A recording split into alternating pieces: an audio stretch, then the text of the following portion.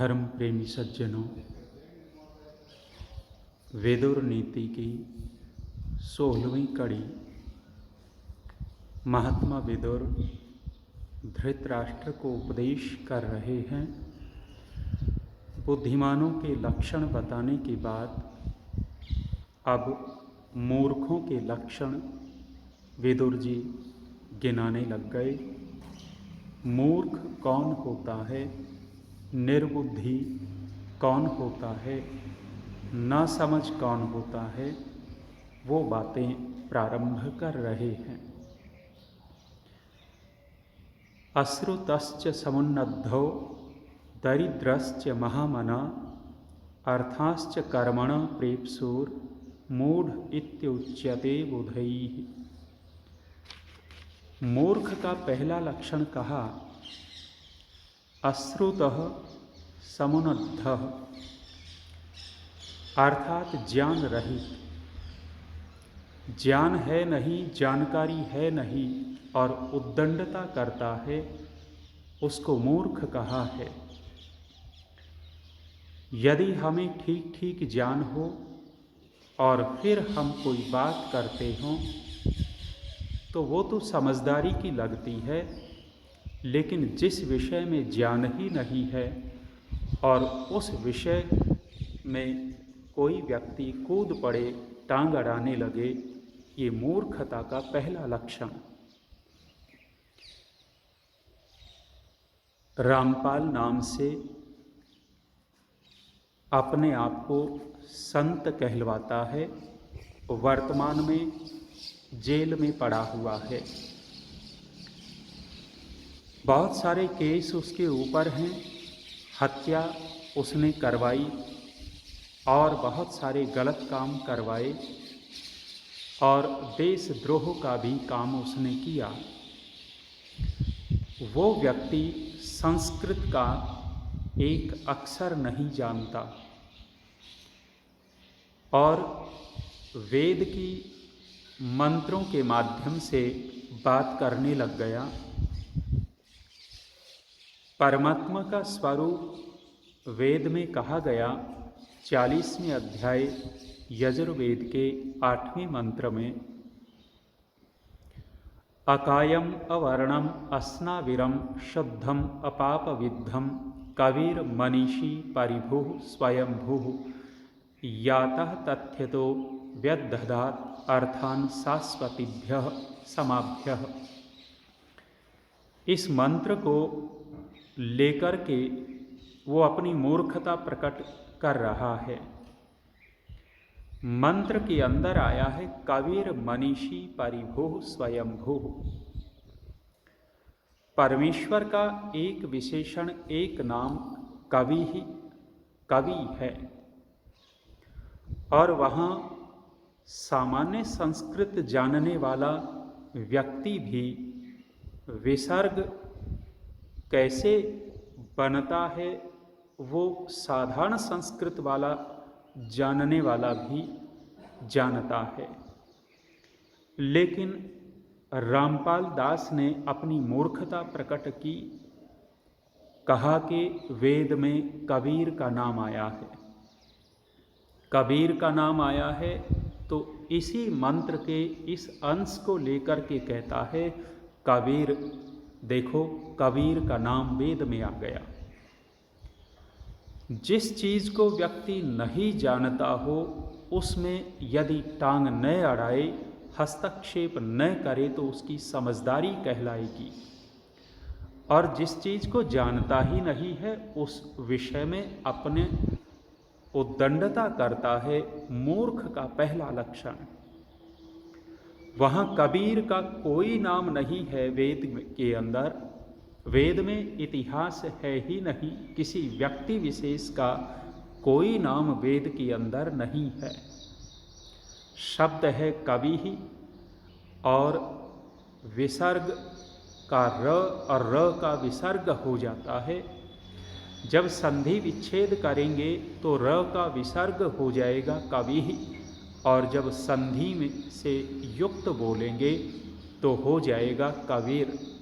विसर्ग का र हो जाता है लेकिन अश्रुतश्च समुन्नद्धौ, जानता है नहीं लेकिन उद्दंडता करता है।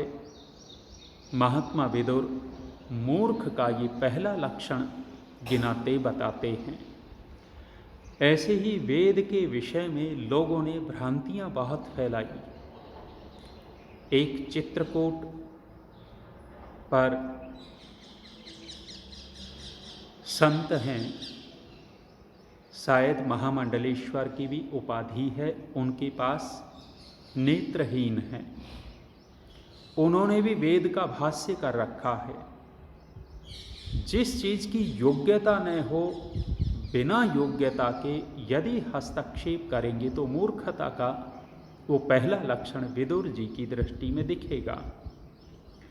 उन्होंने भी वेद का भाष्य कर दिया और भाष्य करते हुए ऋग्वेद के पहले ही मंत्र से हनुमान को सिद्ध कर रहे हैं कि ये ऋग्वेद का पहला मंत्र अग्निमीड़े पुरोहितम यज्ञस्य देव मृत्युजम होतारम रत्नधातमम कह रहे हैं कि इस वेद के मंत्र में हनुमान की उपासना कही गई है।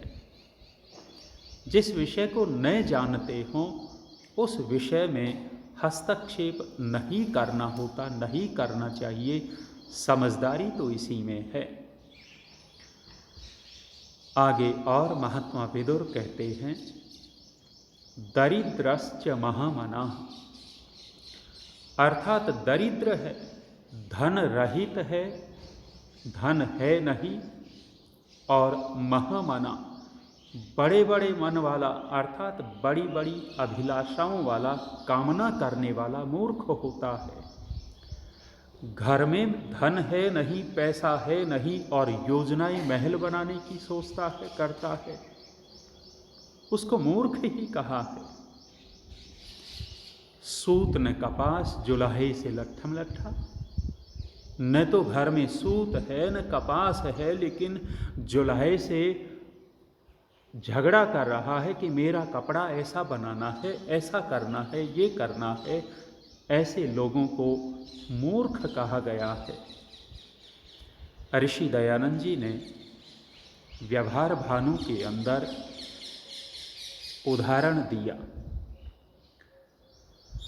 सामर्थ्य न होते हुए मन की बड़ी बड़ी कल्पनाएं, शेख चिल्ली नाम दिया उसका।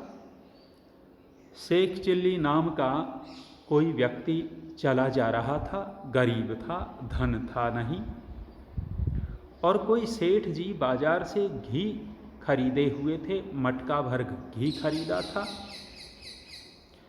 जब मटका भर घी खरीद रखा था, उसको किसी नौकर की ज़रूरत थी, सेवक की ज़रूरत थी, उसका मटका सिर के ऊपर उठा करके घर पे पहुंचा देवे।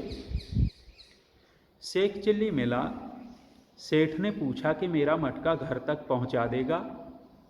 पहुंचा देंगे। क्या लेगा? 1 रुपया लगेगा। 1 रुपया मजदूरी लगेगी, घर पे पहुंचा देंगे। सेठ ने सिर के ऊपर उसके मटका रखा घी का और चल पड़े दोनों चल पड़े। तो सेठ भी मन में कल्पना कर रहा है और शेख चिल्ली भी कल्पना शुरू कर देता है। शेख चिल्ली सोचता है कि 1 रुपया मिलेगा, 1 रुपये में बकरी खरीदूंगा, और जब बकरी खरीदूंगा तो बकरी के बच्चे होंगे, और एक एक बच्चा बकरी नहीं देती, 2-2 देती है। बड़े होंगे, 3 बकरियां हो जाएंगी, उनको बेच करके एक घोड़ी खरीदूंगा। घोड़ी खरीद करके कह रहे हैं, फिर घोड़ी को बेच करके 2 बनाएंगे, 2 से 3, फिर हाथी खरीद लेंगे और हाथी को बेच करके मकान बनाएंगे और शादी करेंगे। शादी भी 2-2 करेंगे, 2-2 पत्नियां होंगी, और नाम भी रख लिए। मन ही मन सोचते सोचते, एक का नाम होगा प्यारी, दूसरी का नाम होगा बेप्यारी। और जब दोनों के बच्चे होंगे, प्यारी के बच्चे जब मेरे पास आएंगे तो गोद में बैठा करके खिलाऊंगा, और बेप्यारी के आएंगे तो पास नहीं आने दूंगा, और ऐसा सोच करके गर्दन हिला दी। जब गर्दन हिलाई तो उसके सिर के ऊपर रखा हुआ मटका धड़ाम से नीचे गिर गया। जब मटका नीचे गिरा, घी धूल में मिल गया। धूल में मिला तो रोने लग गए दोनों। सेठ जी भी रो रहे हैं, शेख चिल्ली भी रो रहा है। सेठ ने कहा कि तू रोता क्यों है? शेख चिल्ली ने भी पूछा, तू रोता क्यों है?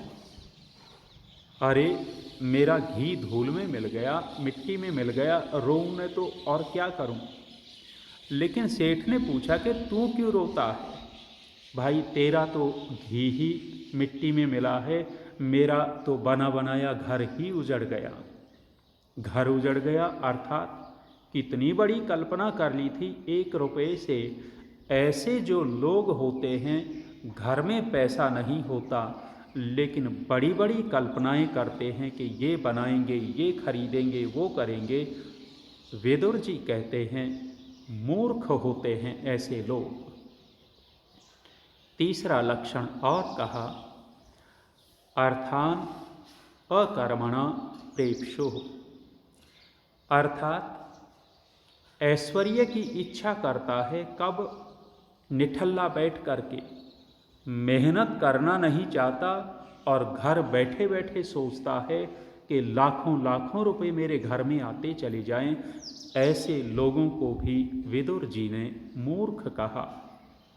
निठल्ले लोगों को कभी भी लक्ष्मी, धन, ऐश्वर्य प्राप्त नहीं हुआ करता।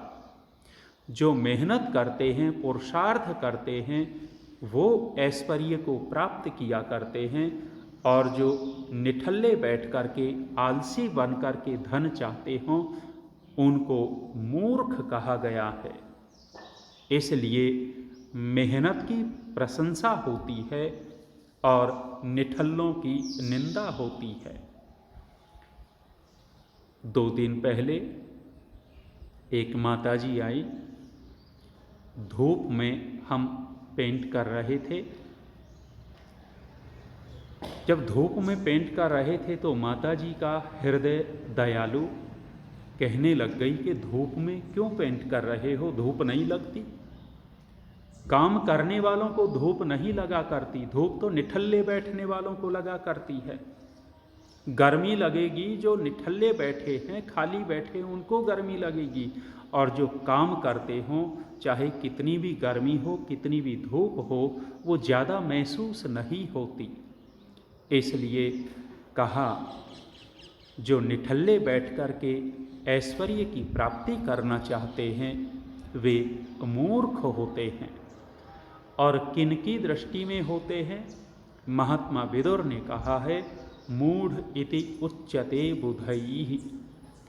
बुधैः का तात्पर्य है ज्ञानियों में, विद्वानों की दृष्टि में वे मूर्ख होते हैं। कोई अज्ञानी हो वो तो उनको भले ही अच्छा कह लेवे, लेकिन ज्ञानी लोग कभी भी ऐसे लोगों को समझदार नहीं मानेंगे। वे लोग उनकी दृष्टि में मूर्ख ही होंगे। इसलिए पुरुषार्थ करना होता है, मेहनत करनी होती है, ज्ञान प्राप्त करना होता है, ऐश्वर्य प्राप्त करना होता है, और फिर व्यक्ति ज्ञान प्राप्त करके किसी विषय में अपना हस्तक्षेप भी कर सकता है। ऐश्वर्य को प्राप्त करके बड़ी बड़ी अभिलाषाओं को भी कर सकता है, और पुरुषार्थ करके, मेहनत करके वो बहुत कुछ प्राप्त कर सकता है। विदुर जी और मूर्खों के लक्षण आगे कहेंगे। आज इतना ही विराम देते हैं। ओम